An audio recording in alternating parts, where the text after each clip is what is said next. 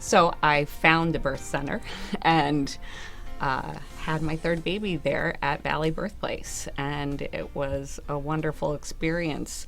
I had great care because of blood pressure issues before. She watched me like crazy and said, "You cannot deliver here if you have another problem with blood pressure." So, she was very careful with my care. I was able to deliver at the birth center, and it was lovely. But as far as just them letting me do whatever I wanted to do during labor, very non-intervention. Basically, the midwife is there to catch the baby and to, give you suggestions like maybe this would be better if you did this at this point. And you at that point are free to do that or not. And that's just amazing. I think midwives are so important to a community. They're the caring part of the birth process. The medical system tends to be quick. What my clients tell me is that they are in and out with their OBGYNs very quickly. They don't have that sense of caring and compassion that they get from their midwives and their doulas. The midwives and the doulas are the people that they turn to for the hand-holding. And that's a really important part of the process, especially for my first-time moms. They need someone who can walk them through, help them to understand, and be there to answer a question that might be more emotional and less physical, whereas their doctors tend to focus on the physical. Their midwives and their doulas can focus more on the emotional and help them over those hurdles as well. And I'll never forget it. I was diagnosed with gestational diabetes, and I was freaking out.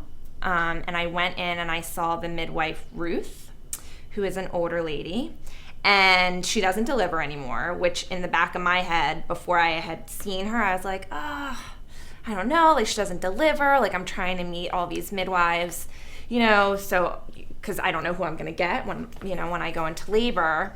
And we went in, it was like the middle of my pregnancy, and it's like God gives you who you were supposed to have. Like I was meant to have Ruth that day because I was so upset about the diabetes, and I literally broke down into tears and sobbed. Sob.